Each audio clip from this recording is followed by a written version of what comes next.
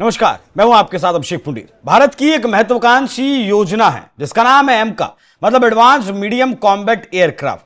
ये भारत की सेना को, वायुसेना को मिलना था। इसका प्रोजेक्ट दिया गया था एचएएल को, लेकिन एचएएल को जो पहले प्रोजेक्ट दिए गए हैं तेजस के, वही एचएएल अब तक पूरा नहीं कर पाई है। तो इस वजह से अब एचएएल का पत्ता इससे कट गया है।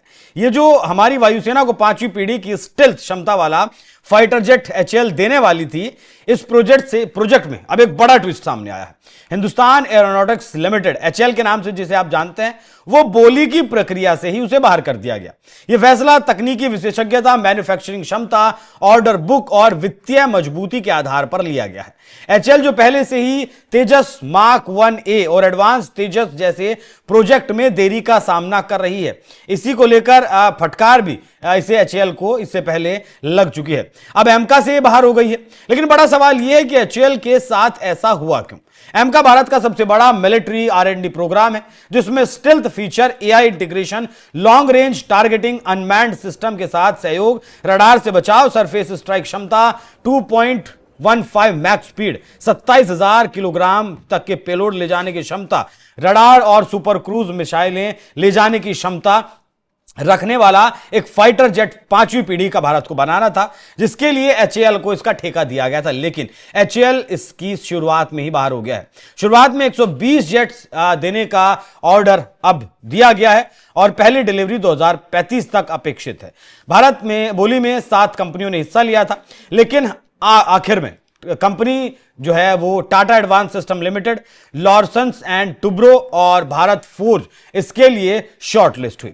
विजेता company aeronautical development agency ADA के साथ मिलकर अब 5 प्रोटोटाइप ये तीनों कंपनियां बनाएंगी, जिसके लिए 15,000 करोड़ रुपए का बजट, शुरुआती बजट दिया गया है।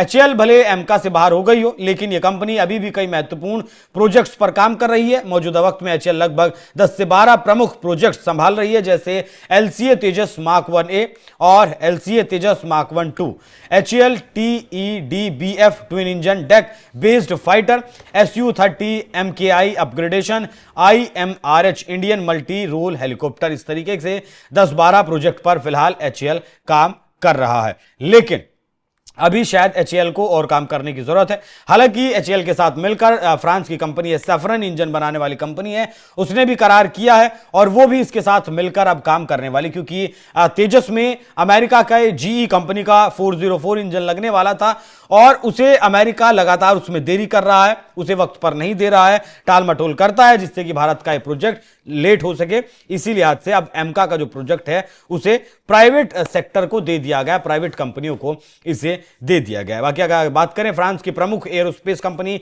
सैफरन की, इसका मुख्यालय पेरिस में है। सैफरन भारत के साथ मिलकर मेक इन इंडिया के तहत गहरी साझेदारी कर रही कंपनी 70 सालों से भारत में सक्रिय है और हाल ही में कई बड़े प्रोजेक्ट्स इसने शुरू किए हैं। सैफरन एमका के लिए डीआरडीओ जीटीआरई के साथ मिलकर 120 से लेकर 140 किलो न्यूटन थ्रस्ट वाला नया जेट इंजन डेवलप कर रही है, जिसमें 100% टेक्नोलॉजी ट्रांसफर शामिल भी है।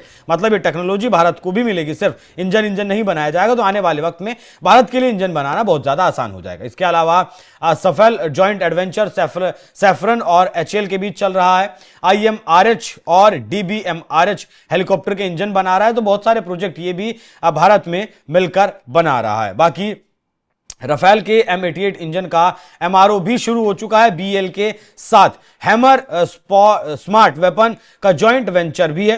ये साझेदारियां हजारों जॉब्स क्रिएट कर रही हैं और भारत को एरोस्पेस हब बनाने की तरफ लेकर जा रही हैं। एचएएल का एमका से बाहर होना एक नई शुरुआत हो सकती है, जहां प्राइवेट सेक्टर आगे आ रहे हैं और अंतर्राष्ट्रीय साझेदारियां मजबूत हो रही हैं। भारत आत्मनिर्भर बन रहा है। बाकी एमका की खूबियों की अगर बात करें तो इसमें दुश्मन को रडार को चकमा देने वाले एडवांस स्टेल्थ तकनीक होगी, आसमान में बढ़त बनाने में सबसे आगे रहेगा, सरफेस स्ट्राइक की क्षमता होगी, इलेक्ट्रॉनिक वारफेयर में भी रहेगा आगे, युद्ध के दौरान बेहद माहिर इसे माना जा रहा है। इसकी स्पीड 2.15 मैक की होगी, 27,000 किलोग्राम तक के पेलोड ले जा सकेगा। AESA रडार और सुपर क्रूज मिसाइलें भी ये लेकर जा पाएगा।